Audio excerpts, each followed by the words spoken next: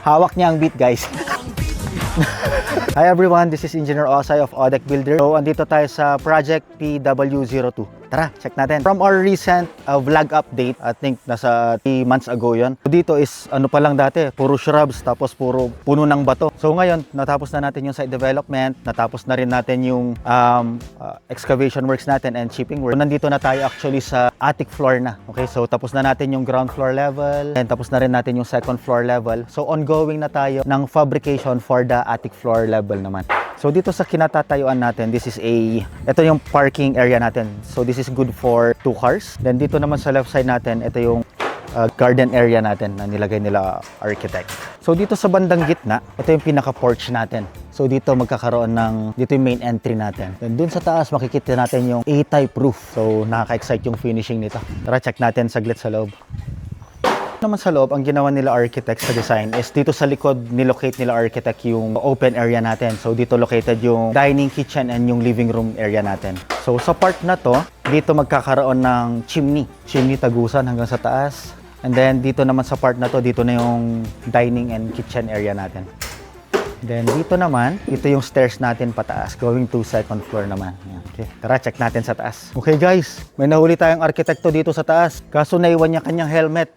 So, nahuli natin si Architect Cas dito, guys. May nahuli tayong arkitekto. Po natin ang ating arkitekto. Si Architect Kenneth Sarmiento by Cas Architect. So, nag-inspect po kami ngayon kung...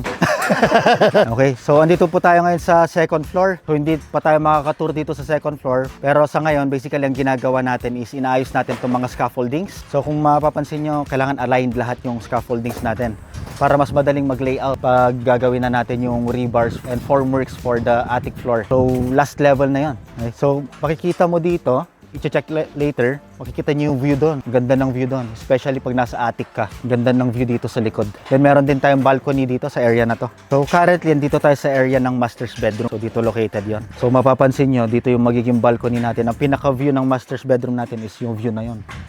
Ganda. Then, ang activities natin ngayon is nagawa nila ngayon yung beam runners. So, yung mga forma na to, ito yung gagamitin sa ilalim ng beams natin. So, dun sa baba naman, ang ginagawa nila, prepare nila yung mga forms na galing sa second floor slab, and then i-reuse natin papunta dito sa taas. So, since same sizes yung mga beams and columns natin, so, konting rectification na lang. So, reusable lahat yung materials natin sa taas para hindi sayang.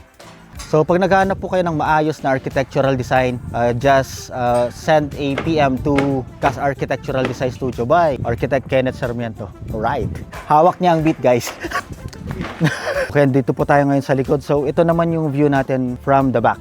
So, ito yung balcony natin. Andun yung master's bedroom natin. Ganda talaga ng view. Galing talaga ng arkitekto natin, guys. Talagang na-consider niya tong view natin. So, na-maximize talaga. Hindi lang yung space sa loob ng bahay, pati yung view sa labas ng bahay.